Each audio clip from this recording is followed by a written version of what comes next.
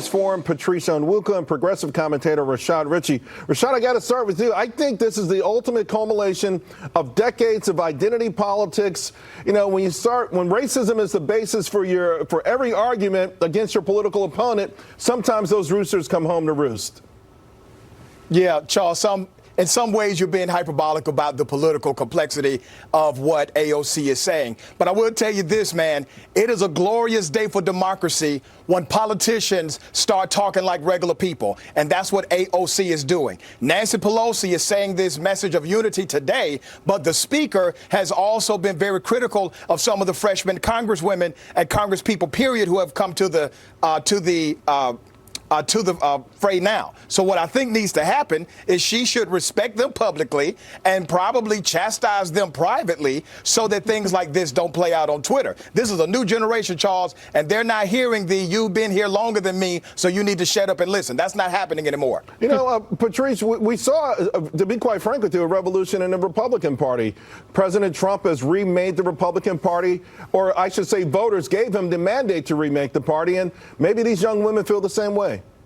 Well, maybe they do, but I think those are two different scenarios here. I mean, you're talking about playing the race card, which is what AOC is doing. And, you know, I think you have to tread very lightly when you start to suggest that everyone around you is racist because they're not giving in to your demands. I understand that there's a generational divide here in Congress, and you're starting to see it play out. But you know what? At the end of the day, I think Nancy Pelosi and a lot of these Democrats have coddled AOC and her sisters in arms, surrounding them when they say inflammatory, incendiary comments, and as though it's okay for them to do that. Now they feel emboldened, and they want to wrest power away from leaders. And I think, Charles, you said the chickens are coming home to roost. I think that's absolutely right here. You know, Rashad, to Patrice's point, there were many times early on when Nancy Pelosi, many people thought she would step up. Instead, either comments made by the so-called squad were placated, or there were a couple of times when they tried to take these issues and put them back on President Trump. Did she miss an opportunity to tamp down on this?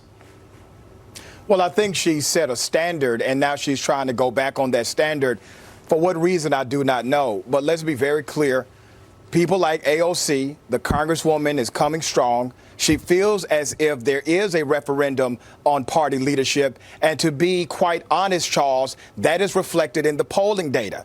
Individuals who are voting in this Democratic primary have progressed a more progressive standard than that of the gatekeepers like Speaker Pelosi. So she has a point about where the support should be. I don't agree with AOC on the racism part. I don't think the speaker is singling her out or the group out because they happen to be minority women. I think they happen to be vocal and minority women. Patrice? I think, I think to your earlier point, though, the problem is, the Democratic Party may have moved to the far left, but they're going to remain in power in the House. You've got to figure out how to appeal to those centrist voters, those who maybe voted for President Trump Patrice, in 2016. let me jump in, though. What about business as usual? I mean, it feels like not just American voters, not just Republicans or Democrats, but around the world, we are seeing a revolution against the elites.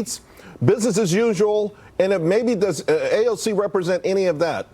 Well, she could. I mean, certainly she's taking some of the angst that Bernie Sanders voters felt coming out of 2016 when their candidate seemed to have lost the nomination in an unfair way. And so I think carrying on that, well, let's shake things up, let's get some new fresh blood coming in, that could work. The problem is her leadership style. If this is what she's signaling her leadership style it's going to be, it's not going to be consensual. It's going to be very dictatorial. And when you have a leadership style like that, where you're saying, oh, we don't want to work with anybody who we don't agree with, and calling out, Joe Biden because he says good things about Republicans, then I think you're going to be in some serious leadership trouble, and Democrats are going to suffer. Patrice, Rashad, thank you both very much. I always appreciate your passionate commentary on this.